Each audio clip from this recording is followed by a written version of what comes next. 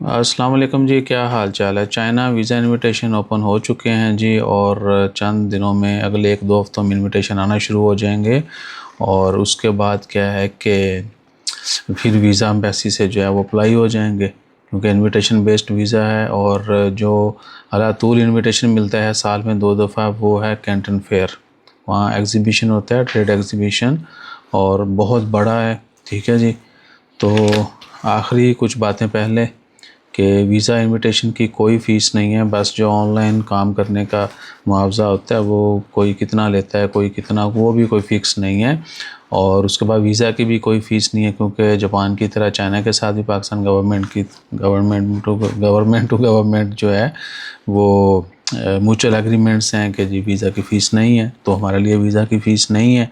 और एक और आखिरी बात पहले कि अगर कोई अप्लाई करना चाहता है और हमसे सर्विसेज लेना चाहता है, तो उनके लिए इतला है कि भैया अगर आपने पहली दफ़ा अप्लाई करना है या पहले आप विज़िट कर चुके हैं, ठीक है जी, तो रब्ता कीजिएगा 00447766 और 259657 0044 7768 259657 के ऊपर आप लिख के डिटेल मैसेज कर सकते हैं। बाकी मैं थोड़ा सा बता भी देता हूँ, हर चीज़ चाहिए, आपकी अपनी इंफॉर्मेशन, एड्रेसेस, आपका एजुकेशन बैकग्राउंड, आपकी फैमिली, मियाँ बीवी बच्चे माँ बाप, उसके बाद आप कहाँ कब क्या काम कर रहे हैं, ठीक है जी, हर चीज़ की डिटेल चाहिए।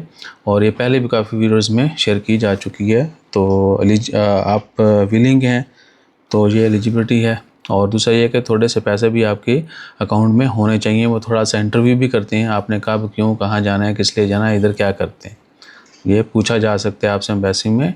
और थोड़ी सी सेविंग हो वो भी मांग लेते हैं, या तो बैंक स्टेटमेंट मांग लेते हैं, या वो कहते हैं जी कि लॉगिन करके दिखाओ, या फिर लास्ट मैसेज दिखा दो आपके फ़ोन में कि जी आपके अकाउंट में इतनी क्लोजिंग बैलेंस है।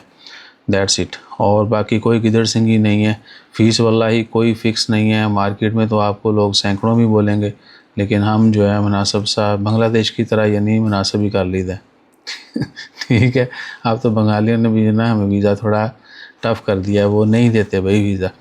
और क्योंकि अक्सरियत जब मैंने वीडियो डाली थी वहाँ मैसेज पड़ी, अभी एक और कंट्री है वो नाम नहीं बताना, उनका भी स्टिकर वीज़ा है, फ़ीस उनकी मौजू है, लेकिन मोस्टली वो वीज़ा दे भी देते हैं। कंट्री भी अच्छी है, रियली विज़िट करने वाली कंट्री है, और उस एरिया में आप 2-4 मुल्क इकट्ठे भी घूम सकते हैं।